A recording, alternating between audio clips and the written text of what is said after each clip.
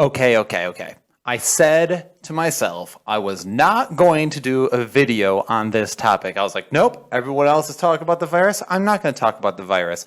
I'm going to talk about the Trinity. I'm going to talk about other issues. This was not going to be what I talk about. So anyway, if you haven't been here, my name is Will, and this is the Church Split, and we do talk about divisive topics on this channel in a way to try to just explore the theologies and thought processes that people might have and try to do so in a unifying way that avoids mudslinging.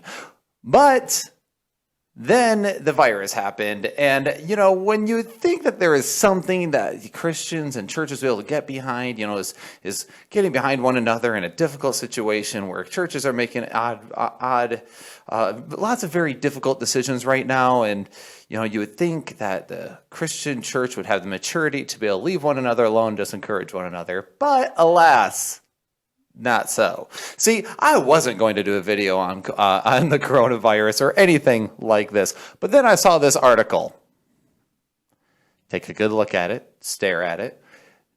Notice this. May God help those feckless cowards who canceled church in order to honor Caesar. There's really no easy way to go about this. That article right there, I read it, and I actually read it, okay? I didn't just do the title thing because the guy who posted it said to read the whole thing, and the entire thing was a mudslinging contest and a puffing up of the chest of how righteous they were, and then had like 2 decent paragraphs maybe in the entire thing, and I'm being gracious. So, like I said, I wasn't going to do this, but obviously this article in particular is an extreme case. It's an extreme article, but it really does hone in on the issue that we're seeing today, which is what in the world do churches do during the coronavirus or similar, what's the word I'm looking for? Pandemics. What do churches do in situations outside of their control that could possibly endanger their congregation? Now, on last Sunday, I preached on fear and perspective, and I talked about how, there is a wisdom to fear as well. Like, if you can let fear control you in a really negative sense, but also fear can be wise, right? Like, I look both ways before crossing the street. I can have as much faith in God as possible, but if I walk across our main highway here, I can't get mad at God if I get, turned into hamburger by a Freightliner, okay? So this really does hone in on the topic of just what do churches do. And what I'm noticing is as people are like fighting each other on this, I've seen two biblical principles at war with each other that people are using as battering rams with one another, which is one, of course, not forsaking the church. Of course, that's going to be brought up. And that's what the guy in the article, I guess, was trying to say, was not forsaking the church. Hebrews 10:24 and 25 is a verse that gets used often. And it says, let us consider how to stir up one another to love and good works, not neglecting to meet together, as is the habit of some, but encourage one another, and all the more as you see the day drawing near.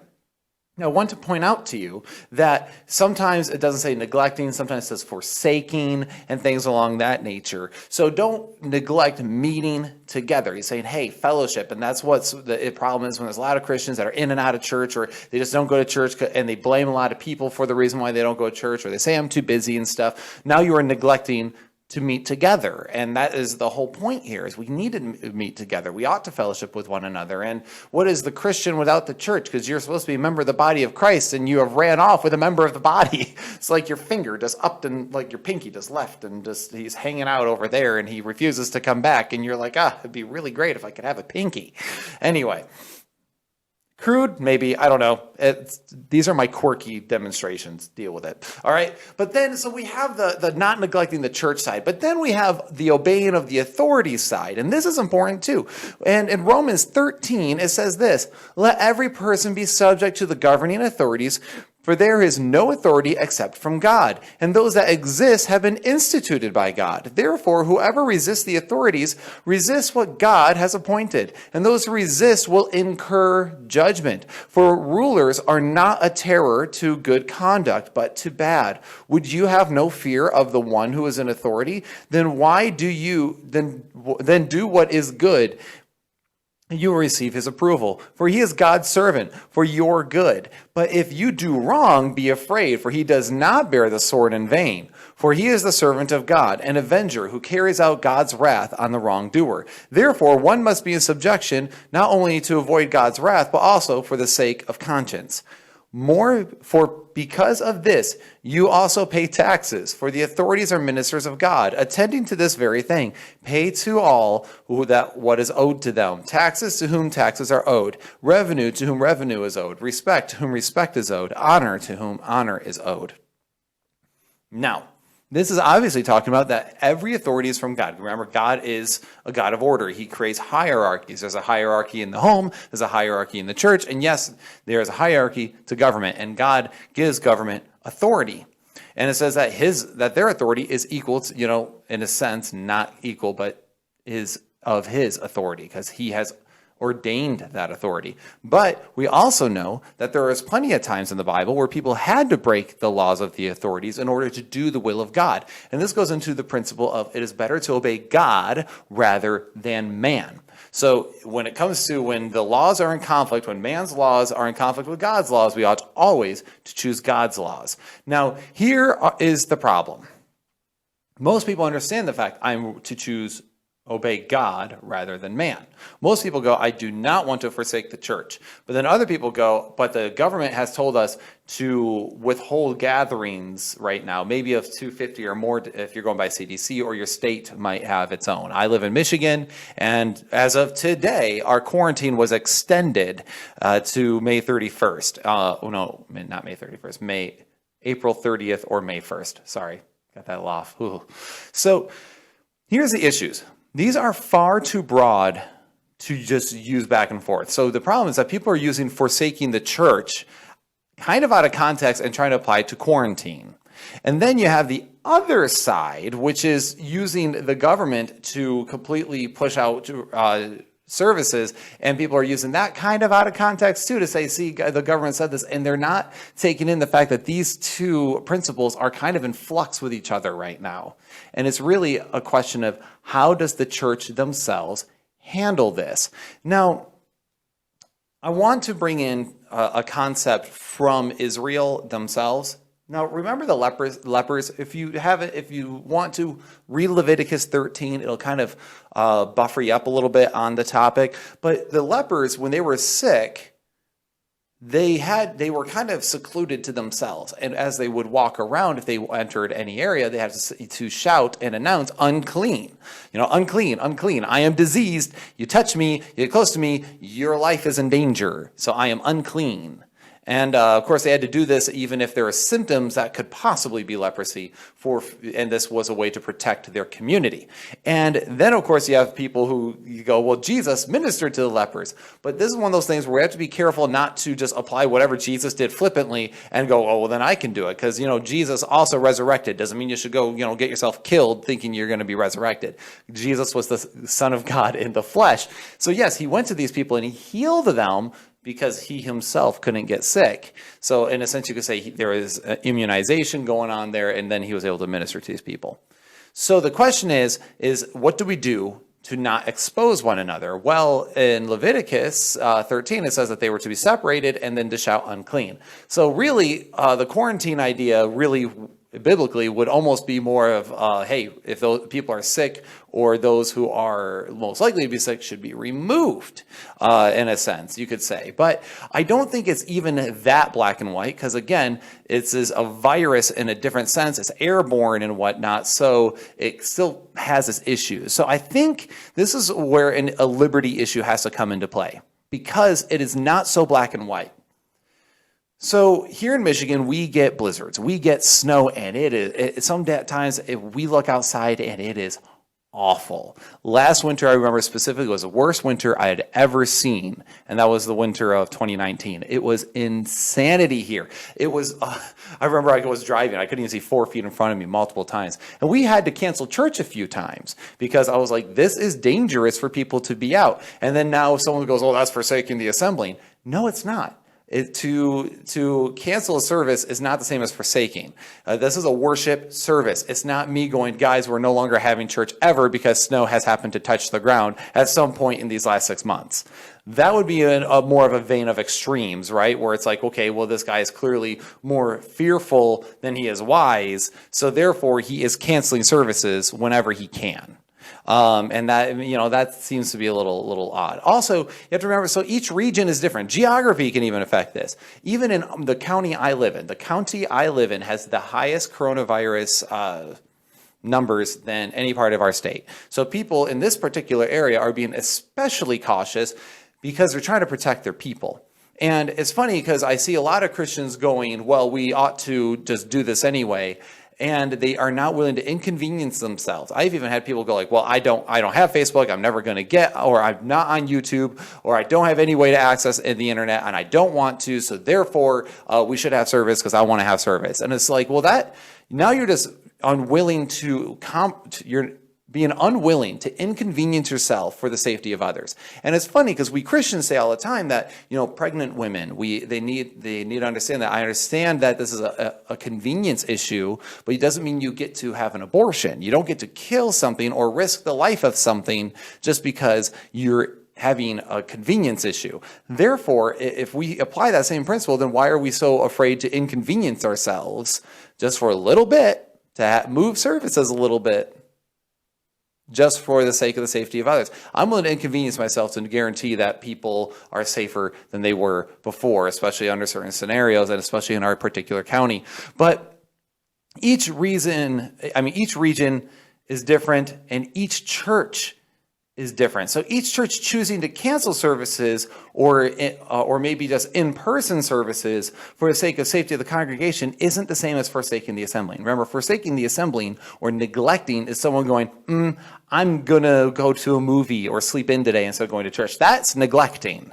All right, that's negligent. That's not someone going, you know what? There's a possibility of all of us getting very sick right now. We have some elders here in our church that are the most susceptible to this virus, and me choosing to not meet in person right now is out of their best interest to protect them because I love and respect my elders. There's a bit of a different heart there. So I think if we're slinging mud at people doing that, I think we're doing so in the very wrong intentions and the very wrong heart there. And I have no problem with you going, no, we continue to meet, especially our area. It's not that big of a deal. There's not that much going on right now. We just stick with maybe we just stick with, we keep everyone at 6 feet apart. No one shakes hands. We have sanitizer everywhere. We follow a lot of things, whatever. I see a lot of churches doing different things during this time, but especially today with modern technology, I don't think there's any harm with someone moving their services for a short period of time online. So, here's the thing. If you're canceling services and you really don't want to, and you're merely doing it out of afraid of getting in trouble with the government, then you're canceling services for the wrong reasons, right? Because Paul didn't stop preaching the gospel when it was against the governing authorities. No, he instead kept doing it, got stoned, and crawled back to Jerusalem. So if you're doing it out of the motivation of, I really don't want to get in trouble with the government right now, then you're doing it for the wrong reasons. And, I'd almost say at that point, you might want to try to figure a way to meet in some way that's, because you shouldn't go against that conscience. But if you're canceling because you're thinking of your elders and you're thinking of maybe, because I know my church has some older people with some severe health issues and they're very faithful people. If I had those doors open, they would be there. They would risk it all to be there. That's just their nature, and I think that's awesome. And I thank the Lord for people like that. But at the same time, I'm like, out of their best interest, and I'm not going to endanger anyone. Also, I know there are some kids out there who have some very specific health issues. So again, each congregation is a little different. So I think you got to apply that differently. I don't think you can just, this whole broad brushing and demonizing one side over the other, like, these people, they canceled church. Those feckless cowards are trying to, they're trying to obey Caesar rather than God. No, don't mischaracterize your brother. And then if you're over there like, those idiots, they don't listen to basic wisdom. Why are they still meeting? And you just start slinging mud in the direction. No, now you're just insulting other brothers and sisters in Christ over an issue that is actually very difficult. And we can only apply certain principles, right? We're not supposed to neglect the assembling, but we're supposed to obey the authorities. And at the same time, we see some purity laws in Leviticus and other areas that seems to indicate that it's okay to separate some people from a fellowship for a time while they're sick to protect others. So we see some of these biblical principles kind of in flux with each other. And so this is why I say, do so, but whatever you do, make sure you're doing wisely and make sure you are doing so in a way that is honoring to the Lord and not trying to divide and attack one another over something that is not worth attacking or dividing over. So, and that's why I said, like, personally, we kept when the CDC guidelines first came, we just kind of did some social distancing and we still held services. And we actually had quite a few visitors show up because they were interested, because they wanted to go to a church. But then as things got worse and we quarantined, we decided, you know what, if it's starting to spread throughout Michigan now, we're going to cancel services for the sake of our elderly. And that was one of my things. And we had a board meeting, we talked about it, and we decided to finally go forward with it. So this brings me to my next question. Now, we followed the state guidelines once the state guidelines came. But then the other question that Christians are asking, okay, do we follow the federal government, like CDC guidelines, or do we follow our state government? And which one takes precedence over the other? And then on top of that, how long do we allow this to go forward? Like, if we don't really see a curb in numbers and we just kind of see it as almost like a governmental overreach or a power grab, then, some Christians might be inclined to go, you know what, we're going to meet because this is just getting ridiculous. And in a lot of ways, I get it. There's the other arguments of people go, look, there are sickly diseases out there all the time. Just going outside no matter what is risking something. So I don't see why we change there. And I understand that argument. And I'm not saying you're wrong, and I'm not saying I'm right, or I'm not saying that or vice versa. But the straight up broad brushing and demonizing is getting kind of silly at this point. I'm seeing too much of it going on. And instead of listening to each other and trying to consider each other's viewpoints, instead we're attacking one another, pointing fingers and condescending one another. And I don't think that's helpful. So here's the thing. I don't think it's a problem for you guys for us to simply be moving services. Remember, moving a service to online as opposed to in person, you're not canceling, you're not neglecting, you've simply moved and changed a methodology for a period of time. Now, granted, if this period of time was going to be, for the rest of the available future, I think that would be a slightly different conversation to have. But choosing to meet when some recommend we shouldn't meet isn't rebellious either. For someone to go, you know what, some people recommend, because there are recommendations out there, and depending where you live, the recommendations might be out there. Just choosing to meet when there's recommendations is not a spirit of rebellion. Okay, so don't be mixing these things. So my thing is if you choose to have conversations about this, or you want to talk to your pastor about this, or have concern about this, that's fine.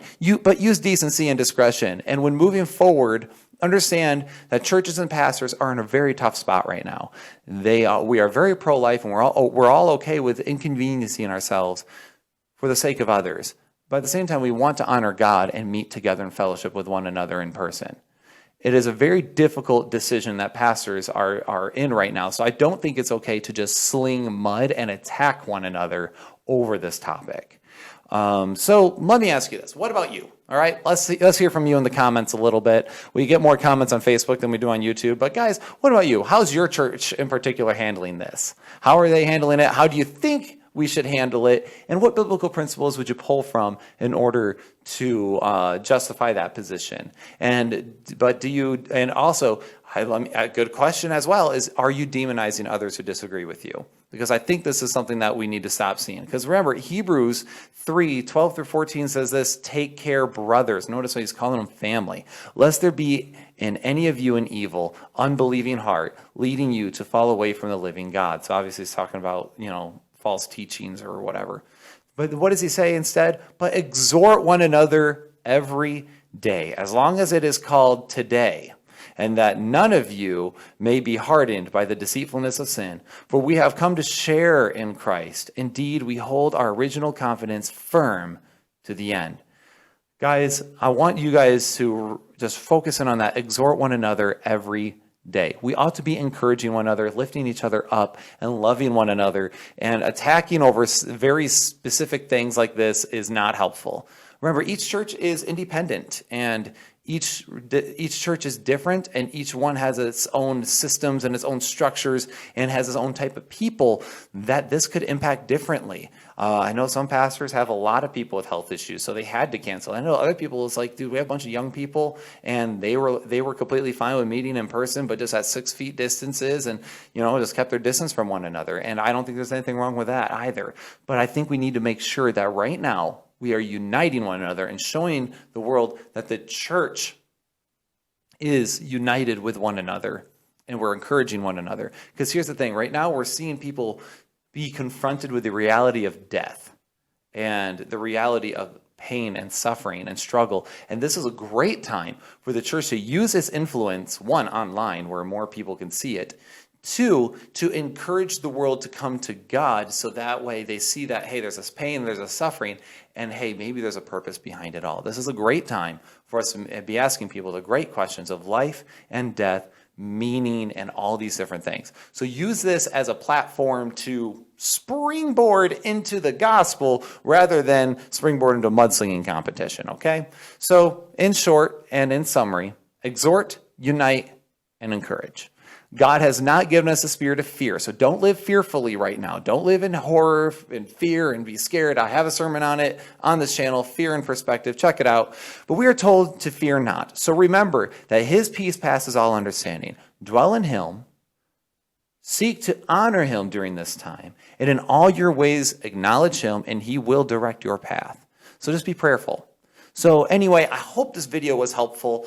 I hope this can help bring maybe some unity during this time of difficulty. And guys, just have this time as a time to focus on God and recenter yourself. And I hope peace be with you. God bless. And this has been the Church Split. Thanks for coming.